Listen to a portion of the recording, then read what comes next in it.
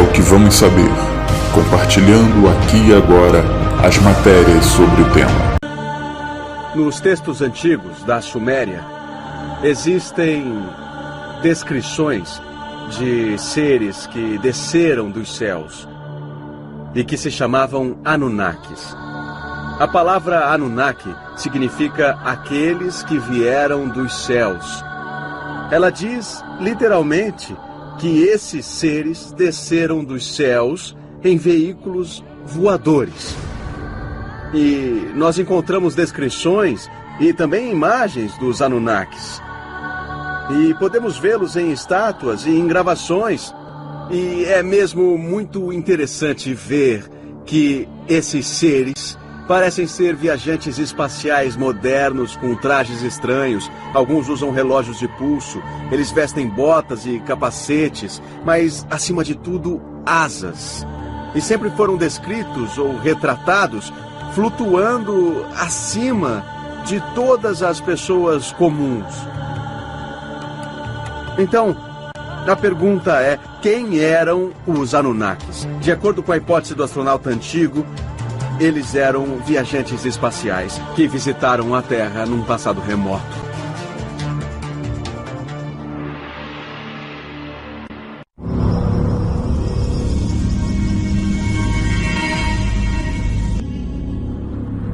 Estendendo-se dos Andes até o litoral leste do Brasil,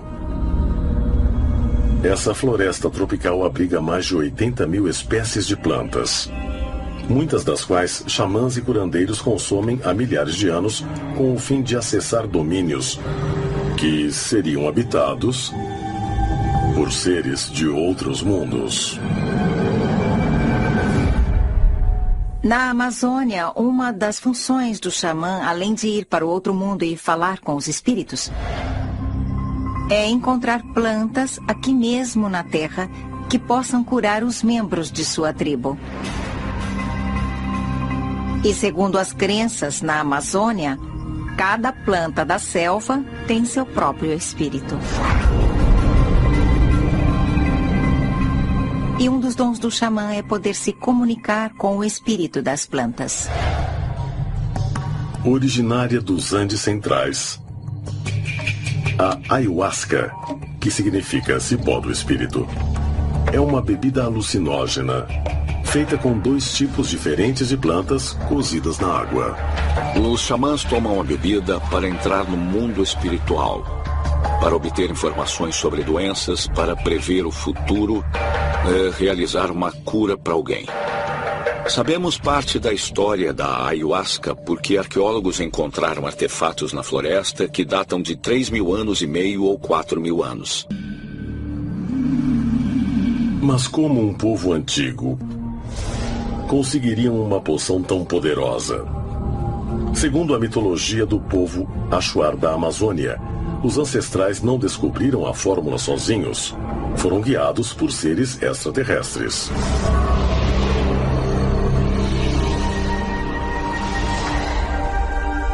Os xamãs se comunicavam com os espíritos que lhes disseram para entrar na selva e fazer 2 curvas e encontrariam essa planta. E eles a levaram para a aldeia e a prepararam do jeito certo. Segundo a tradição oral, a ayahuasca é um elo com o mundo superior. E é totalmente possível que eles tenham recebido esse dom dos deuses, que podiam ser extraterrestres.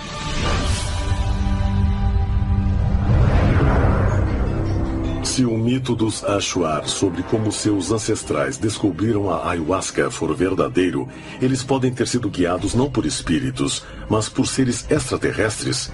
Seres que se comunicavam com eles em outro plano da realidade.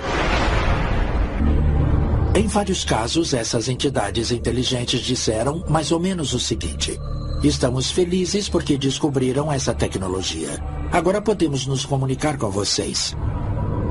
Talvez eles sejam habitantes inteligentes de outras dimensões. Por que tantas pessoas relatam experiências? Pode fornecer acesso a outra dimensão? Alguns xamãs acreditam que plantas como a ayahuasca têm origem extraterrestre, que vagaram pelo espaço como esporos e vieram para a Terra em cometas e começaram a crescer aqui. E talvez tenham até um propósito, talvez sejam meios de comunicação com extraterrestres. É possível que alienígenas tenham dado aos antigos a receita dessa potente poção como meio de transmitir poder de cura aos xamãs? E nesse caso, o próprio âmago do conhecimento humano sobre medicina pode ter vindo de uma fonte extraterrestre? E para provar isso, apontam uma cerimônia similar praticada todos os anos pelo povo Kayapó, índios brasileiros. Há muito tempo, Bep Kororote apareceu descendo dos céus. E quando ele aterrissou, havia muito vento, a terra tremia, se sacudia e havia muito barulho. A aparição de Bep Kororote é cultuada até hoje. Na verdade, é o pajé da tribo que veste um traje de palha. E o traje de palha é incrivelmente parecido com uma roupa moderna de astronauta. Os Kayapós recordam a roupa muito especial que o alienígena usava, que na verdade envolvia completamente o corpo. E o mais interessante foi o que uma tribo vizinha, a tribo dos Bakairi, disse. Eles já tinham a roupa como ela é hoje no século XIX. Mas para os Kayapós, a festa de Bep Kororote é apenas um meio de relembrar a antiga visita de um ser extraterrestre. Eles também lembram a visita em seu dia a dia, usando cocares simbólicos, feitos de penas. Há um adorno todo feito de penas, um cocar de penas, que quando é usado, parece uma auréola.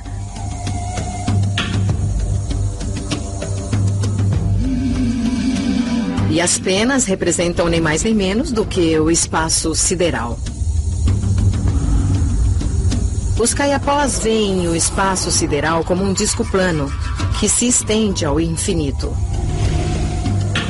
A faixa que une as penas é um símbolo da corda que os ancestrais Kayapós usavam para descer à Terra desde o mundo celestial.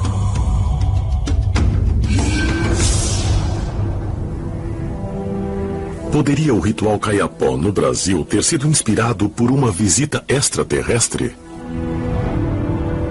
Talvez a resposta esteja no exame de uma cerimônia ainda mais tradicional e realizada até hoje, e para um público de milhões de pessoas no mundo todo.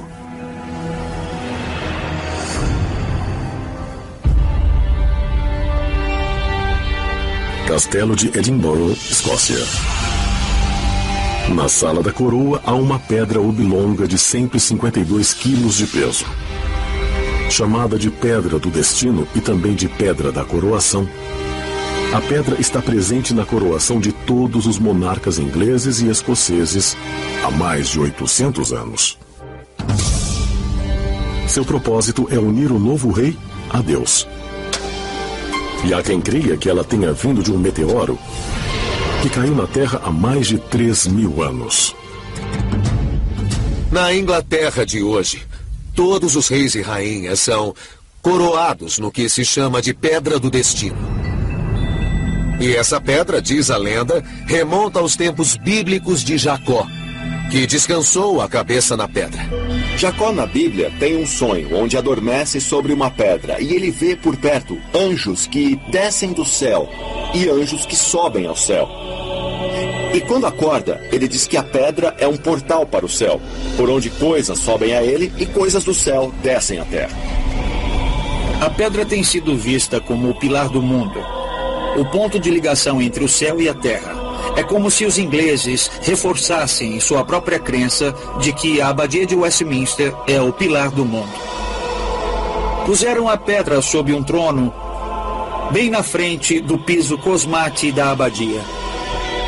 E nesse piso, há círculos e redemoinhos e linhas que representam o universo como um todo. E o monarca se torna o que se chama um cosmocrata, olhando não só o que se passa na Terra, mas também nas estrelas e no céu como um todo, por estar sentado em um trono. Será a antiga pedra um mero símbolo do rito divino?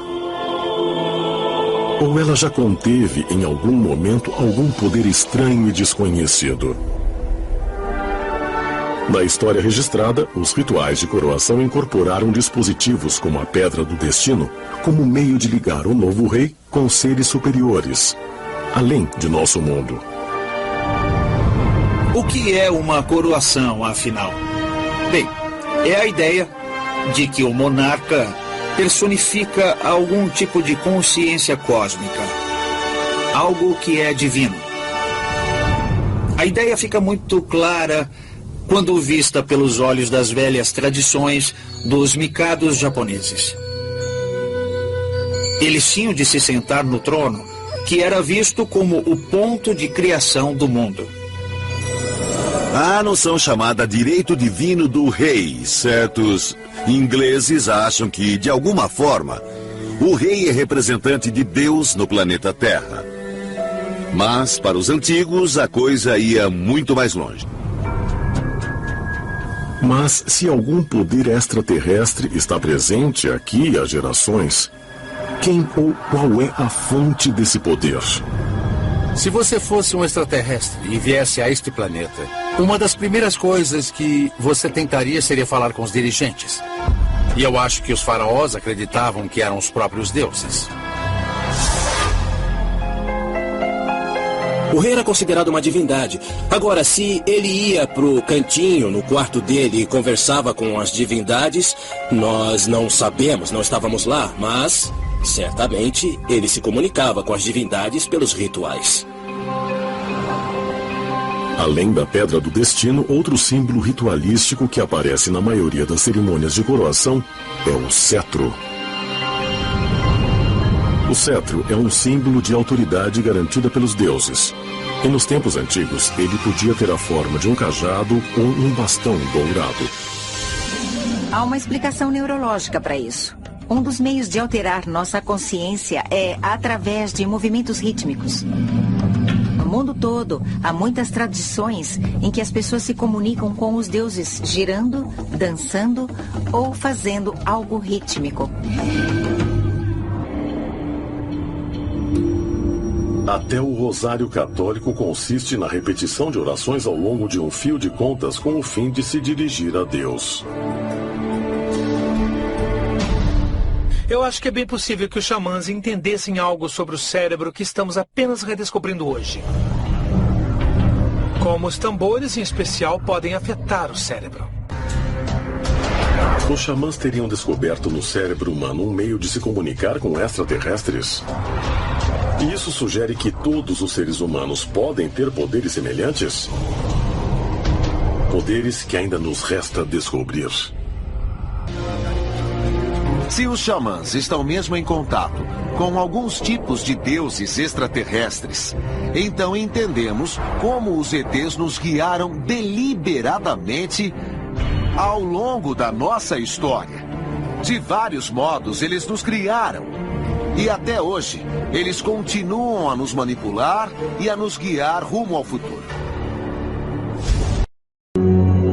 O fato é que a história da criação em nossa Bíblia é a história da criação nas culturas de todo o mundo. A história do dilúvio, a evolução da espécie humana, o desenvolvimento da linguagem. Tudo isso indica, e a Bíblia afirma, que a vida na Terra veio do contato com uma forma de vida extraterrestre. Isso está na Bíblia, está nas culturas antigas de todo o mundo, e acredito que existem evidências claras, e acho que quanto mais se tenta refutar essa evidência, mais se acaba percebendo realmente nos visitaram e vieram à Terra milhares e milhares de anos atrás e iniciaram a civilização que temos hoje. A crença em seres celestiais que interagem com os seres humanos é central em várias grandes religiões. De fato, segundo a Bíblia, no livro do Gênesis, Deus criou os primeiros seres humanos, Adão e Eva. A Bíblia também contém outras passagens que descrevem estranhas interações entre seres sobrenaturais e seres humanos. As pessoas acreditam que os mensageiros desceram dos céus e foi isso que produziu gigantes como Golias. Assim, em sentido técnico, eles são alienígenas. Sejam deuses ou sejam anjos, eles são seres sobrenaturais. A interpretação das histórias bíblicas tem provocado debates e controvérsias. Quase todos veem um único Deus dirigindo e influenciando o destino humano, mas outros argumentam que diversos deuses são responsáveis por isso. O Antigo Testamento diz claramente: façamos o homem à nossa imagem e semelhança. Agora, do ponto de vista gramatical, essa frase não tem sentido, porque lemos Deus e depois lemos nossa imagem. Bom, os teólogos sugerem que nossa se refere à Trindade, à Sagrada Trindade. Então, basicamente, se mudássemos a palavra Deus para deuses, de repente a frase faria sentido. Então os deuses criaram o homem à imagem deles. O que temos então é essa referência. Criemos o homem à nossa imagem. Isso você encontra em vários textos religiosos, especificamente a Bíblia judaica, que os cristãos também aceitam, e no Alcorão, que os muçulmanos consideram sagrado. Lá temos a referência a Deus no plural. Isso é muito interessante. Por milhares de anos, a humanidade tentou representar os seres que acreditavam terem vindo dos céus. Muitas dessas criaturas parecem ter características humanas. É comum que tenham 2 braços, 2 pernas, dedos e cabeça. Igual a nós. E se for assim? E se nós formos os descendentes desses seres que vieram de outro planeta? Nós não fomos criados, nós fomos trazidos aqui e semeamos o planeta Terra como uma colônia de um outro planeta. Então somos os colonos de outra raça. E é por isso que os alienígenas se parecem conosco. Na China antiga também existiam as mesmas crenças que encontramos entre os egípcios, os índios americanos e os dogons. As divindades vinham das estrelas. Segundo a mitologia chinesa, que data de 3000 a.C., quando o deus chamado Wangdi nasceu, houve uma radiação da grande estrela Qi.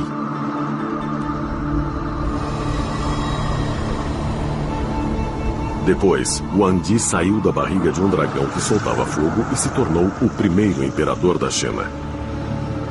As origens do povo chinês Han começam com a história de um grande deus que olhou para baixo com empatia.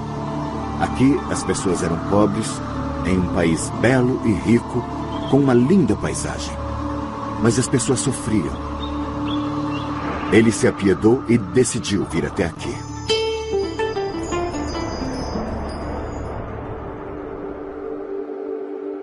Wangdi chegou ao planeta Terra em um dragão voador.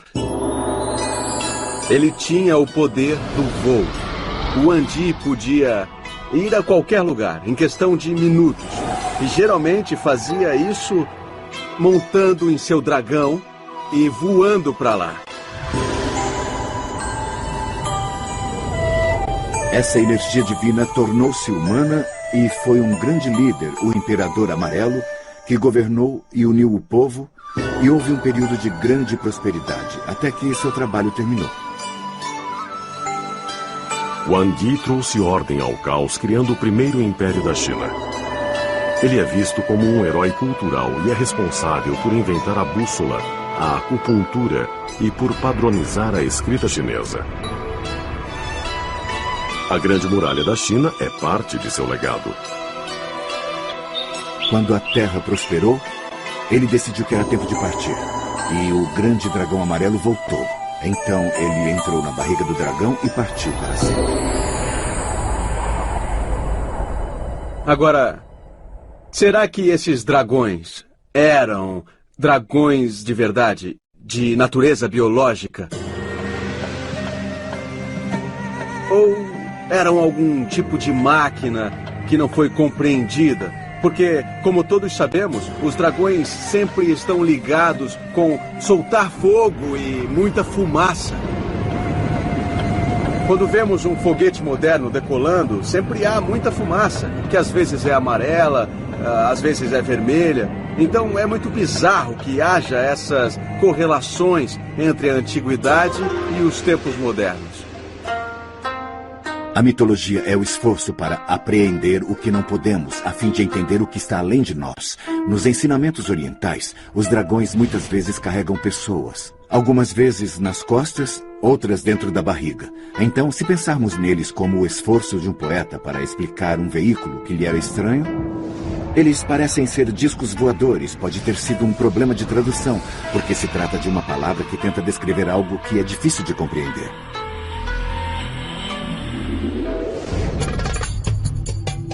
6.500 quilômetros a oeste da China, há outra lenda de seres celestiais que influenciam uma civilização no lugar onde hoje fica o Iraque.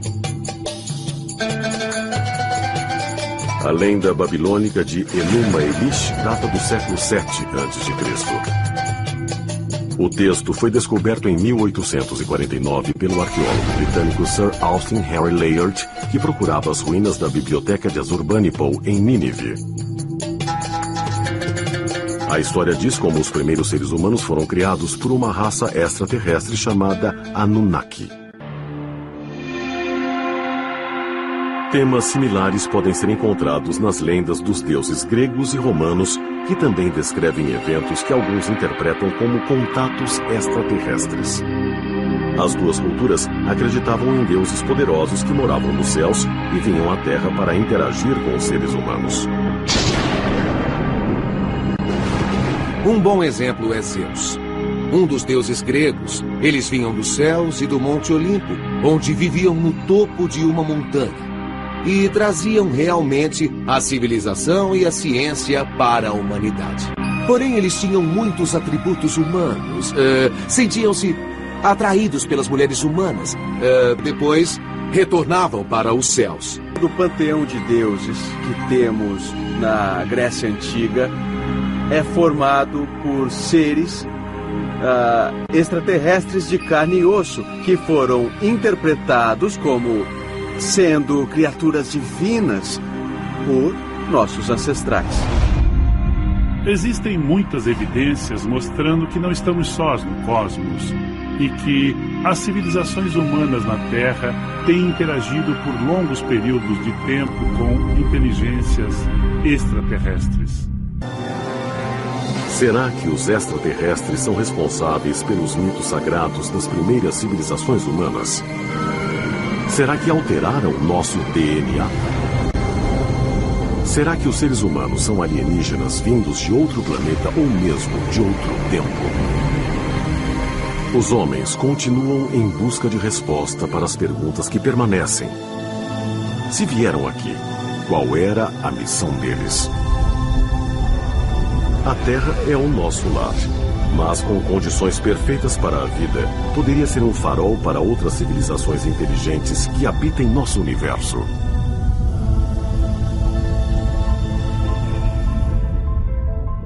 Eu acho que existe vida simples, como bactérias e micróbios em outros planetas. Acho que vamos encontrar isso. E quem sabe, talvez um dia encontremos algum outro planeta que possa sustentar a vida, no qual as pessoas tenham evoluído por um longo período e onde elas também olhem para as estrelas, pensando se existirá alguém lá fora ou se estão sozinhas.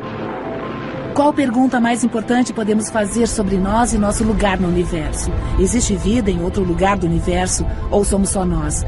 Eu acho que essa é uma das perguntas mais fascinantes e somos afortunados por viver em um tempo em que podemos estudar essa questão cientificamente e realmente tentar obter respostas. Podemos chegar à conclusão de que algo muito estranho está acontecendo neste planeta. E também, se estiver vindo de fora deste sistema, então somos visitados por algo que tem alguma inteligência por trás. Eles gostariam de nos ver evoluir, sabe? Eles são grandes mestres, grandes avatares. Eles são grandiosos e nós também. E precisamos aproveitar todo o nosso potencial.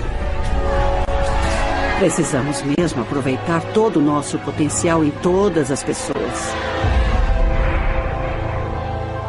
Hoje, ainda estamos vivendo como se estivéssemos sozinhos no universo. Enquanto centenas e milhares de pessoas veem artefatos estranhos pelos céus há 5.000 anos. Então, de certa forma, a ideia de que os antigos alienígenas finalmente cumpriram um ciclo completo até o século XXI mostra uma verdade que os governos reprimiram no século XX. Isso é muito irônico. Há muitas teorias diversas e conflitantes em torno da ideia de que astronautas alienígenas visitam a Terra há séculos. Mas talvez a prova esteja no lugar mais óbvio de todos: dentro de nós mesmos. Em algum lugar em nossos genes está codificado que os extraterrestres estiveram aqui há milhares de anos. Vai levar algum tempo até que essa mensagem seja aberta para nós, talvez em nossos cérebros. Eu não acredito que extraterrestres, antigos astronautas, sejam o elo perdido. Eu acho que eles podem muito bem ser o início do elo, o elo que ajudou a alterar geneticamente os seres humanos, o elo que iniciou nossa civilização como nós somos hoje. É bem possível que eles tenham vindo aqui, visto alguma criatura e dito: quer saber? Vamos desenvolver isso. Pode levar mais de 10 milhões de anos para que essa coisa fique inteligente. Então eles nos criam e somos inteligentes agora, não somos?